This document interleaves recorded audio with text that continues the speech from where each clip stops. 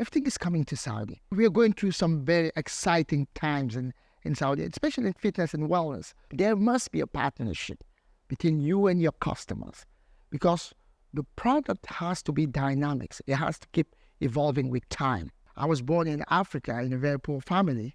So my dream was to own a car and to buy my mom a car. And then the dream was just broken, shattered. Welcome to Success Saudi, a podcast featuring leaders and entrepreneurs in KSA. Our aim is to provide you with local tips and wisdom on your own journey to success. My name's Maria Cometi, and I'm here today with Sir Alain Edene. Sir Alain is a health and wellness leader, the founder of Fit In International in Cameroon, and he's also a motivational speaker. We're going to touch on his career, which began as a semi-professional football player. And then to stay in the fitness industry, he became a cleaner at JJB Sports Gym in Scotland. We'll touch on the lessons that he's learned through founding one of the premier health and wellness clubs in KSA, the power of teams, and his life philosophies that's helped get him and others through challenging times. Special thanks to Marriott DQ for hosting us today. Marriott DQ is a beautiful 5-star hotel right in the heart of Riyadh's diplomatic quarter. Thank you, Sir Alain, for being with us today. Well, thank you, Maria, for this kind and very generous introduction. I love what you're doing. You know, what you're doing is exceptional. I wish we've had things like this show before me coming to Saudi Arabia so we can learn more about entrepreneurs and success stories. So thank you. Thank you for having me on the show. Thank you for being part of it. Thank you. So the first time that I knew about you was at a fitness event that I went to, and it was outdoors. We were all outside, and you got on stage before we started, and you said, I just want to take a moment and for everybody to realize just how lucky you are to be here right now. And there are so many people who, for physical or mental limitations, or their life circumstances, like they're unable to exercise. And you are all so lucky to be here. And that really stuck with me because, you know, we all know that gratitude is important and to be thankful for what we have. But it's just to take those moments before we do something to realize really like how fortunate we are to be able to like move our bodies and to exercise. Like it made an impact on me. So thank you. You're welcome. You're welcome. Look, I love it because I always tell people you have to face the day with strength, power, conviction, determination. And you have to understand, look, we're sitting here, right? We're having this conversation. But a lot of people are sick and tired of being sick and tired in hospitals. You know, so we have the team here. They're sitting, doing what they want to do, having fun. You know, so a lot of people will love to be here. You have people with money, they're probably more fortunate than us, but now they're suffering. Something is happening to them. So you have to always have this attitude of gratitude. You know, you have to be thankful, always, regardless. So this, for me, this is a must. It's important. You must always be thankful. And we know that, but do you like build it into your daily practice? Because I feel like life just gets so busy that sometimes, even though we know it deep down to be grateful and be thankful, like, I don't know, we're just so busy. Like, it's really helpful to just like reflect on it. Is it something that you do at certain points during the day? Maria, life is hard. It's hard. It's hard. You have to understand that whatever you're going through is all relative. It's relative. Someone is going through something tougher than what you're going through. So we put ourselves in little bubbles where we just think, you know, life is too bad. Look at me, I'm suffering, I'm going through this, but people are also suffering somewhere else. So it's all relative. And it depends on how you look at it. Half full, half empty. Yeah. You know, so again, this is it. So you have to build, it's something you build within yourself. It's called resilience. You have to be resilient. You have to be tough. You have to be strong. You have to go through those obstacles because it's like training. When you train, why do we call it resistance training? So it's when you push hard and then the next day you soar, you have these DOMS, delay onset muscle soreness. And then the next day you grow and then you get fitter, stronger. So this is life. And it's a journey. Yeah. You're passing by. And you just shouldn't come here and be a spectator. You have to understand it. You can't just be a spectator. You have to be part of the game. You have to be part of the show. And your show is your show. Your life is your show. You can't just sit there and wait for other people to dictate how your day is going to be, how your life's going to end up. You have to decide. You have to make that conscious decision and say, this is how I'm going to live my life. It might not be easy, but you have to fight hard so you get to where you want to get. Because the day you're gone, one day we will all disappear. Yeah. When you disappear, you're gone with your gifts, your talent, people you didn't trust, impact, the buildings you didn't build, the book you didn't write, everything will disappear with you. So while you're here, stop moaning and crying and complaining like a baby, because it only works for babies. When baby cries, they have what they want. If a baby cries, mom will give him milk. But if you cry, nobody cares. Excuse my French, but nobody gives a so this is life. You have to fight. So is it the way that you talk to yourself in your head? I mean, we all go through challenges, and are you constantly just telling yourself, like, stay hard, stay focused, and pumping yourself up? I call that incantations. Incantations. So I'm going through a tough day. I remember when I used to run this mega gigantic events. Yeah. So and back in the days, and I just had 8 hours of personal training, and then I had 40 people waiting for me at 6, 7 p.m. So, and I'm tired, I'm exhausted, and I'm driving, and I'm almost falling asleep. And then I talk to myself. I said, Sir Alain, you know what? These people rely on you. 40 people, 40 problems, and they all rely on you. You have to get there. You have to do what you paid to do, because this is what you chose to do. Right. It's a choice. It is a choice. It is a choice. So, and then you talk to yourself. The most powerful conversations sometimes you will listen to are the one you say to yourself, the one you're having with you. Maria, you have to say to Maria, you know what? Today is a tough day, but I'm going to make it. I'm going to push hard. So, and then you go there. This is it. And if you want to be a leader, you have to lead by example. Right. You have to. So if you can't lead yourself, you can't lead others. So it's important. It's a choice. It's a choice. So a lot of people choose deliberately to go through depression. So I mean, depression is real. Yeah. But and with all due respect, it's real. But sometimes you can go and run and sweat. You can talk to yourself. You can surround yourself with powerful, impactful, positive people. And that changes your mood. Mm-hmm. So instead of hanging on to your problems and your suffering and your miseries and looking at them differently. So sometimes you can say, you know what? Today I couldn't eat. Instead of crying, you say, oh, actually, maybe this is a cleanse.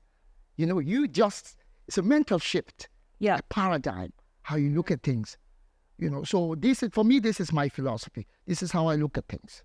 I don't know who said this quote, but it was something like, success is never owned, it's rented, and rent is due every single day. And I think, at least for myself, that's something that's challenged me. Like, I can pump myself up, and I can listen to like motivational content, and I can, have that mind shift, but staying in that shift and being consistent with it, I think for me has been the challenge. Why is that? Well, I mean, it just takes constant reminder and constant self-talk. So it's something you just have to be conscious of. And look, it's a Japanese principle, the Kaizen principle, constant and never-ending improvement. yes, And you have to you can't just sit there and say, okay, I'm going to be happy now, and I'm going to be sad next minute, and I'm going to be happy. So you have, again, emotions. You have over 4,000 emotions. Every word is an emotion. Happy, sad, jump. But again, you have to decide to pick the right one. You have to decide. It's a decision. It's a conscious decision. So, excuse my French, but maybe I'm going through but I'm sitting here with you, and I don't want to think about it. I don't want to go through it. It's a choice. It's a choice. I can say to myself, you know what, poor me, whatever, and then that changes your physiology. Yes. It changes it. Yeah, it does. You're sad. When you look at someone who's sad, they like, you look at someone who's depressed, you have to change it. Because this is life. Life is tough. Life is tough. You have to go through these patterns. Yeah, it's hard. Yeah, but what? Is it worth crying all day? Is it worth being on Xanax all your life? Is it worth, attempting suicide or contemplating attempting suicide because you're being put under so much pressure, under so much stress? It could be financial, emotional. It doesn't matter sometimes. And sometimes so much of that stress is what you're putting on yourself. Yes, that's anxiety. Yeah. That's anxiety, the fear of the future. You sit there and you start thinking what's going to happen tomorrow. Sometimes it's legitimate. Right. But it is, but again, you have to be positive. Although positivity doesn't fix everything, and then you start moving towards what you want to achieve. Right. So to answer your question, nobody can constantly stay motivated or be happy 24/7. Yeah. Otherwise your face is going to be, if you laugh every minute, but again, you have to learn to master your emotions. This is very important. So when you're down, make sure that it doesn't get you to the bloody down crowd. You have to learn to master your emotions. This is very important. Have you always known how to master your emotions, or is it something that you learned for you personally? Personally, you have, as I said, it's something personal. You learn to play with your emotions, but also you have to find the right people. That's why we have mentors. That's why we have good friends. That's why we have advisors. That's why we have families.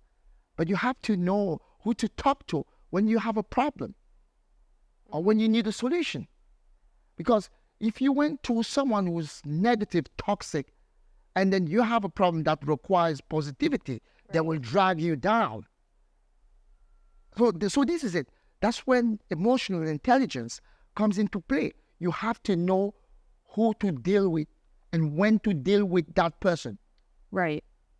So if you have a friend and that friend is very toxic and sad all the time and depressed all the time and they are on antidepressant all the time, and you go to them and you say, listen, Jennifer or whatever, I'm not well. What's she going to tell you? Go on antidepressant. Mm-hmm. You are the average of the 5 people you spend the most time with. So you have to pick and choose who you spend time with. It's very important. Yeah. Yeah. And not saying that medication doesn't have its place. No, it does. Of course. Yeah. Of course. But I know yeah, what you're it does, So, yeah, of course. We're not challenging the impact of medications, Right. So you get to a point where you need them. Yeah. But again, one thing we have to fight. Yes. Now the world is too weak. We are weak. Human beings are now weak and weakened. Mm-hmm. They've been weakened because people don't. Everything has a solution. You can't sleep instead of maybe running, and you just take a pill. Mm. You want to forget about this, you take a pill. A pill. So how about moving? Mm-hmm. Going back to caveman, these times where people were moved Yeah. and they challenged themselves. Yeah. I read once a long time ago, it was it was an interview with Tony Robbins, and someone said, you must have times when like your mind starts going and you start having a hard time. Like, what do you do in those circumstances? And he thought about it for a minute and he said, I move my body physically. When you're having trouble controlling your emotions or your thoughts, just physically move, because it's going to help. Yeah, your physiology affects your psychology. Yeah. So if again, as I said before, so if you sit here and you're depressed, the body has the tendency of just hunching forward. I mean, if you study about psychology and you study human beings, and you see if someone is depressed, they have a posture. Yeah. If they sad, if they want to cry, you can feel it. So sometimes just getting up, doing this, moving a little bit, it just puts something within you. So again, these are little things, little tips that people can use. When you feel down, when you feel a bit sad, you can just get down and do 10 push-ups. And the blood is flowing, and then you come back up there, you're different, you feel different. Sir Alain, tell us how your journey in KSA began. Well, I moved to KSA in around 2008, 2009. Okay. Yeah. Where were you before that? Before that, I lived in Scotland. Okay. In Scotland, I was a semi-professional football player, and I suffered many injuries, knees, ankle, you name them. And then before getting to KSA, I tell you how I got into fitness. Mm-hmm. So then I stopped playing football because my dream was to become a professional football player. I was born in Africa in a very poor family. So my dream was to own a car and to buy my mom a car. So that was a dream. So I thought, wow, I'm going to make it. And then the dream was just broken, shattered. So what do I do? Because of the injuries? Injuries. So I got lost a little bit for a year or so. I went and I tried to work I was living in Scotland, so I tried to work offshore in oil rigs. So I went and I did an apprenticeship for a while. But again, just to clarify things, I was passing my tests guessing because I didn't really want to be there. It was like, and eventually I'm like, do I really want to do this? So I walked away from that. I just walked away. Yeah. And I went to this gym called JJB Sport.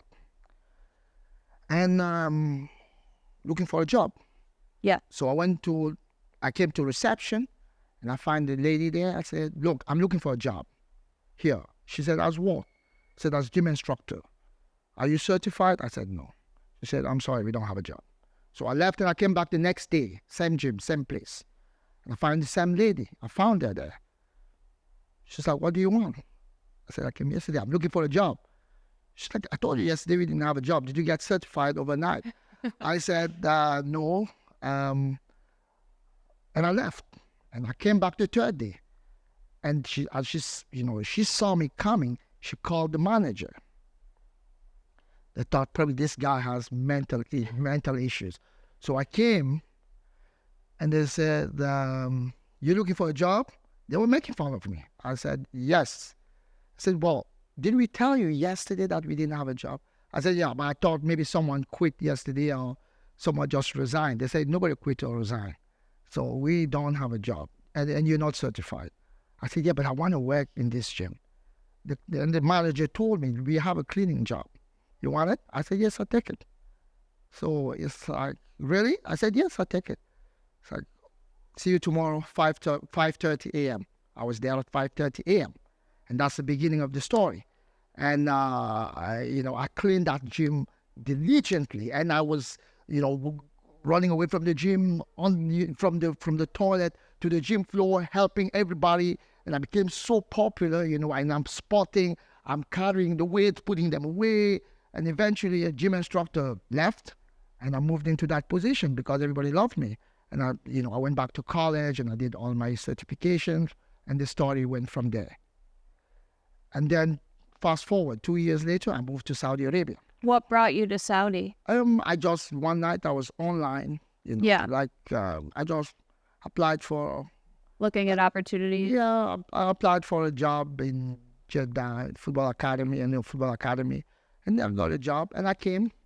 Did you know anything about Saudi Arabia? Nothing at all. Nothing. I was just lost.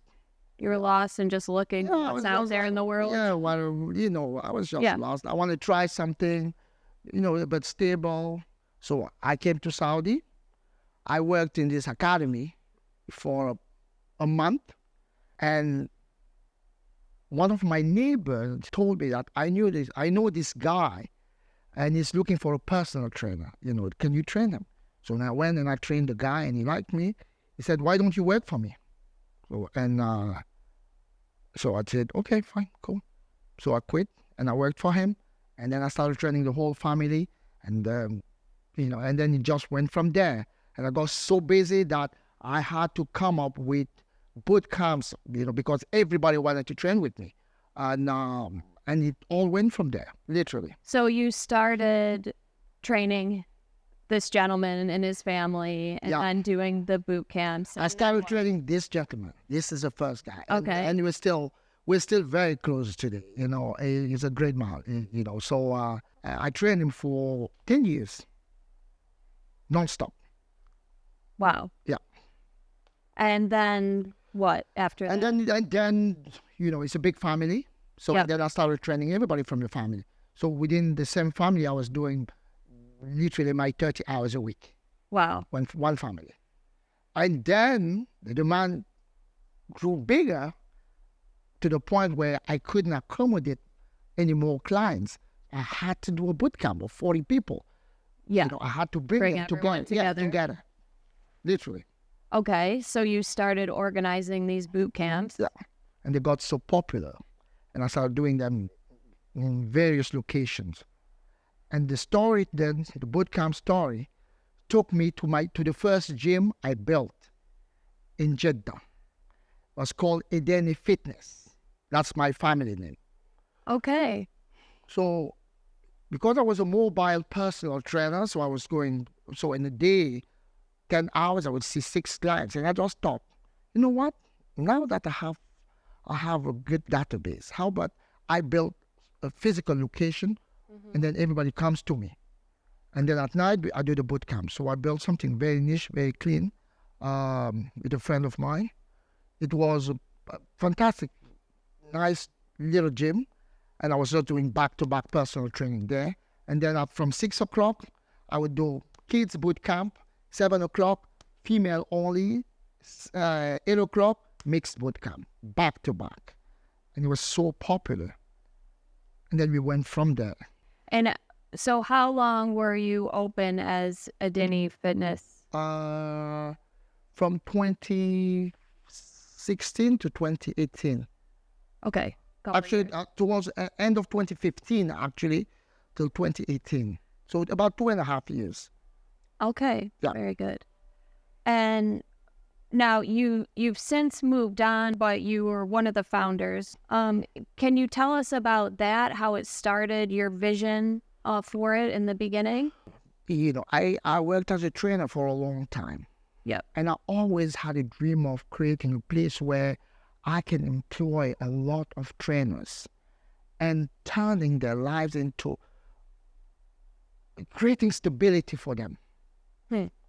Because personal training is all about hustling. You have to go left, right, center. And then if you travel, you don't get paid. So I've been there, done that. So I thought, these guys, trainers look after people's well-being. They look after people's well-being. So they have to be well. They have to be treated as well as lawyers and doctors. So I wanted to turn it into a profession where these guys can plan, can have full-time professions, and can have a future.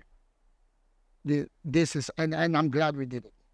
That was one of the things I noticed, is how you just were able to put together this world-class team of trainers. It was so impressive.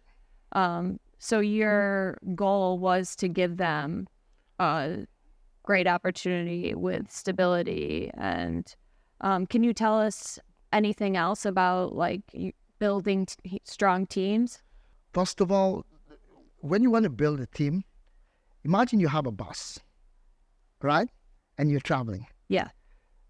So you have to get the right people on the bus, the right people. You get the right people on the bus first. You have the right driver, you find the right people, and then eventually, once you have the right people, because some people can do many things, and then you figure out where you're going to put them. Yeah. And then you travel. And then you make things clear, so you make things clear. You sit here, you sit there, you drive, you're going to drive next. So building a strong team, you have to find the right people. You have to have a clear vision, and you have to empower them. Empowering people is very powerful. Empowering people is, imagine, and then delegation. So empowering, you have to delegate. You have to learn to delegate, and delegating to the right people. So not micromanaging everything. So once you have a team, if you're doing cycling, I'm going to let you do your thing. Yes, I can supervise, but I'm not going to interfere because you're the expert. You're the expert in yoga, you're the expert in Pilates, you're the expert in boxing. I'm just the guy with the vision, and I'm supervising it, and I'm getting people to move properly. My job is not to interfere everywhere. Yeah. Yeah. So if you want to build a good team, a strong team, you have to create a culture of trust, hard work. And when you have trust, you don't have gossips. Because gossips is something that really destroys a culture. So if people trust each other, if they can work together, if they can support each other, and then you have to be clear, for example, in terms of appraisals, promotions, so on and so forth. So you have to be very clear. So once you have that in place, then you create a strong team. Where do you see like other businesses or other managers going wrong in terms of building strong teams? We all went wrong many times, all of us. I know. We all make mistakes. Yeah. But usually it's communication. You have to talk to people. And empathy. You have to be firm, but not... Look, I'll put it this way. You run people with an iron fist, but you have to put in a velvet glove. So it means you have to be strong enough to take tough decisions. You don't take tough decisions because you have the power to do that. Take tough decisions because you have to take them. This is abuse of power. Some people just abuse it. Because I'm the manager, I'm the leader, I'm the CEO, so I'm just going to fire you because I want to, because I can't. So this is not right. So you have to understand, because at the end of the day, one thing we forget a lot. We study the properties of plants and we study gravity, but we don't study people that we have to deal with on a daily basis. If it doesn't matter who you are, if you're a leader, you're dealing with people, human beings. So when you deal with people, you have to understand them. And you have to know that they have emotions, they have problems, they have difficulties. So if I come and I see you in the morning and I know you, and I've taken time to understand you, so I would know that you're struggling today. Yeah. So it's just worth saying, Maria, how are you today? Is everything okay? And then you might open up. So this is it. It's about, this is it. Sometimes communication. Have you still been challenged with having empathy, but also getting that person to perform? Because there has to be a balance. Yes, you have empathy for, and you care about them as a person, but you still need them to perform for the business. You should never, like, what's empathy? Empathy is for me to come to you and say, Maria, I understand you didn't sleep well, but we have these guys here, they just pay 100 or whatever. They just paid a lot of money to be here.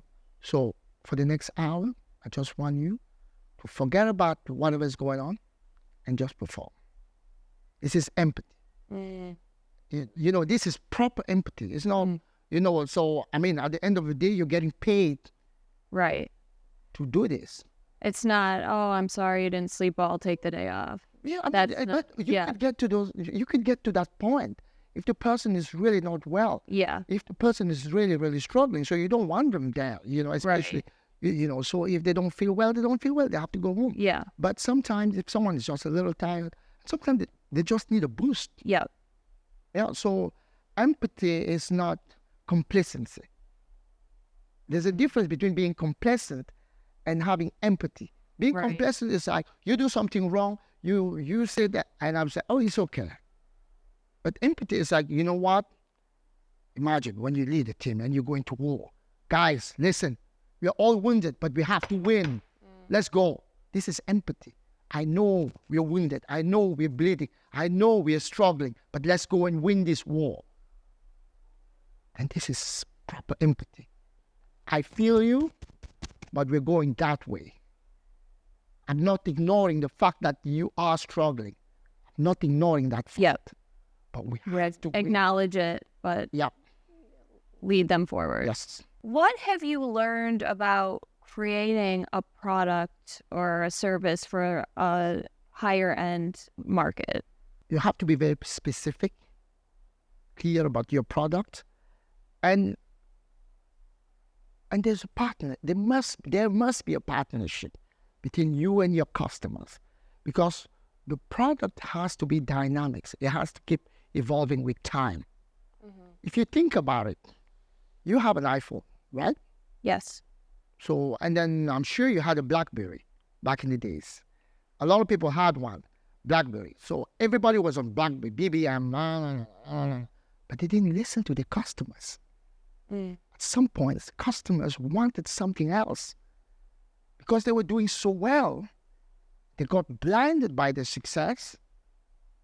You know, so you stop listening to your customers and then you get arrogant and you just said, you take this or you leave it. So you have to be fluid. You have to be flexible. You have to be adaptable and innovative. For me, that's the key.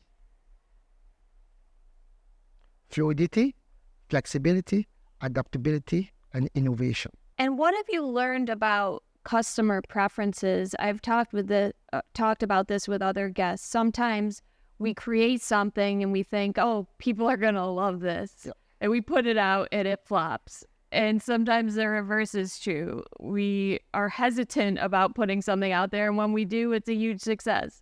So have you learned anything about customer preferences? First thing first, why do you create a product? You know, if you want to go to the market, you have to find a need. You don't create the product first and then you find the demand. You find the demand and then you create the product for them. You know, you don't, it's outside in, it's not inside out. It's not because I'm sitting here and I'm thinking, you know what, I can come up with this thing. No, you have to look at what people need.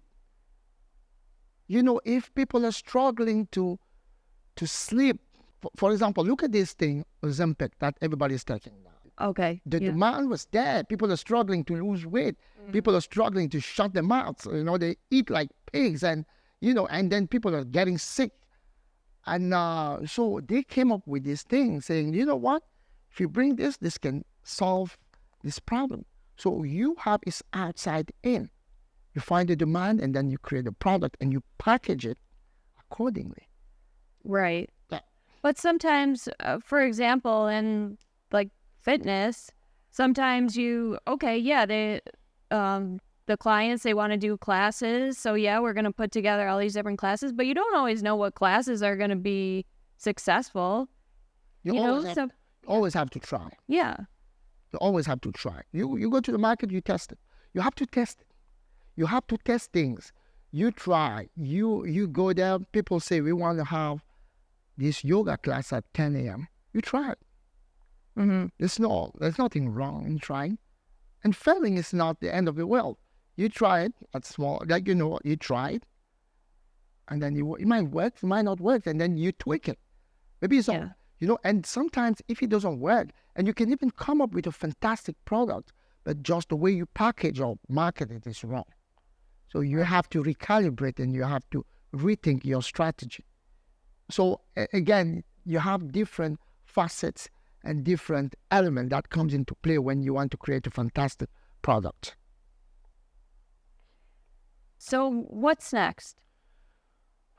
Well, now I'm taking time to recharge. I'm spending time with my family. Of course, I'm working on several projects. I'm a creative guy. There's always something in the back of my head. I'm with Vision 2030 and then the World Cup coming to Saudi, and we want to be part of it. I've been here 15 years and I've seen the transformation. We want to contribute somehow. We want to bring something to the table. We want to sit there, and say we've been part of this, because now we're going through an unprecedented period in Saudi Arabia. So you have to be part of it somehow. So hopefully very soon you'll be the first person to know about what I'm talking about. I have a lot of ideas and plans. Yeah. Do you envision yourself staying in the fitness industry? Yeah, you stay there for life, right? Well, for work, I guess. Yeah. I mean, I know you always be part of it. More, it's part of it. But now I'm more into consultancy and entrepreneurship, building, helping, mentoring. It's about giving back. Yes, you want to keep moving, you want to keep working, but you also want to give back. Right. We never had the chance to have. So I had a couple of mentors, but we've been through a lot of mistakes. Sometimes when I look at a kid, a young guy, 20 years old, and he's so talented, and he's so, you can just tell him, you know what? Instead of hitting that wall, because I've done it 10 times, just go here, and you're going to get to the mountaintop very quickly. It would take you 2 years instead of going there and spending 10 years. So that's the space I'm in right now at this stage. You mentioned Vision 2030, the World Cup coming to Saudi Arabia. What other developments are there specifically in the health and fitness space here in Saudi Arabia that you're excited about? Oh, you see what's happening. All the boxing matches and the football. You just had you're having the FIFA World Cup, the FIFA Club World Cup in Saudi Arabia. Everything is coming to Saudi. We are going through some very exciting times in Saudi, especially in fitness and wellness. If you think about it, 10 years ago, you wouldn't see people running on the street, running everywhere, cycling. And so now, and gyms are opening everywhere. Studios are opening everywhere.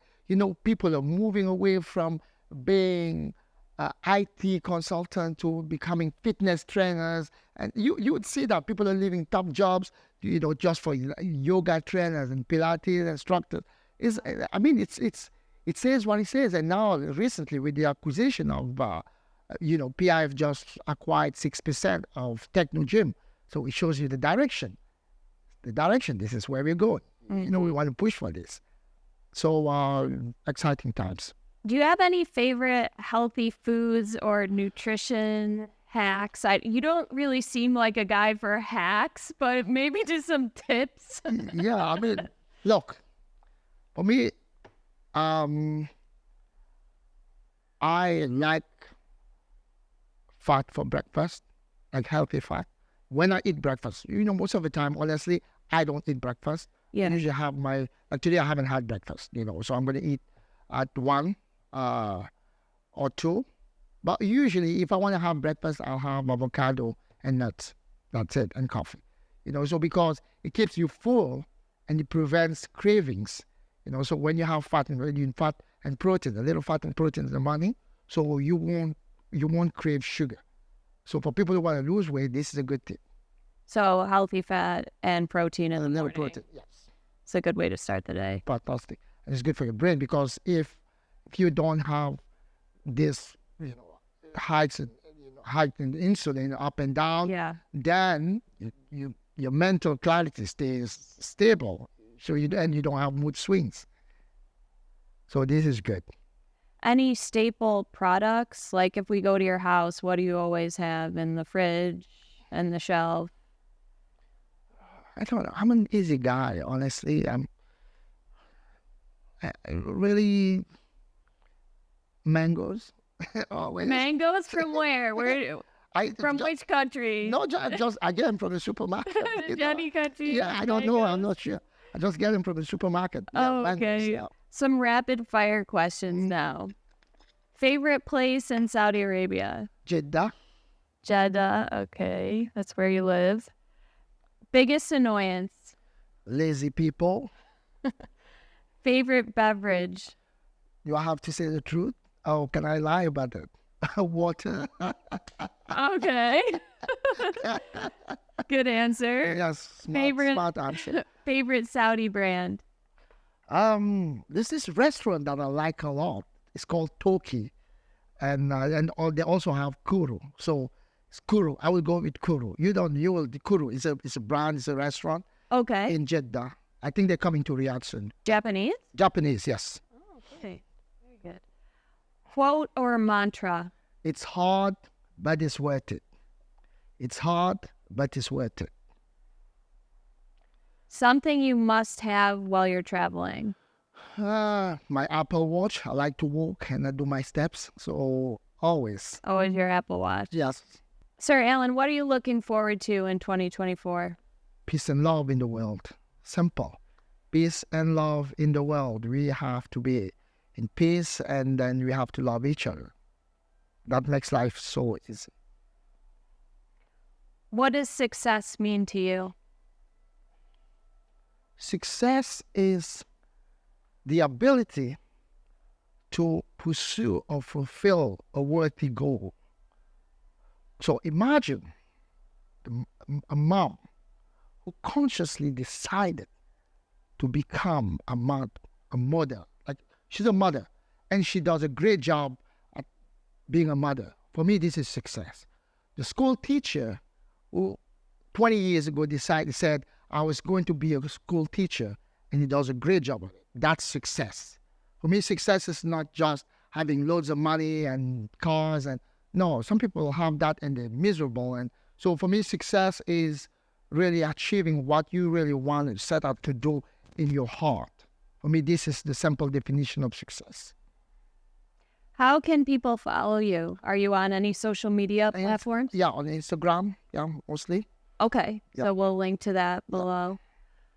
Is there anything else that you'd like to share today? Well, I would like to thank you one more time for doing this fantastic initiative. And so thank you. Thank you very much for having me on the show. Thank you, Sir Alain. You're welcome.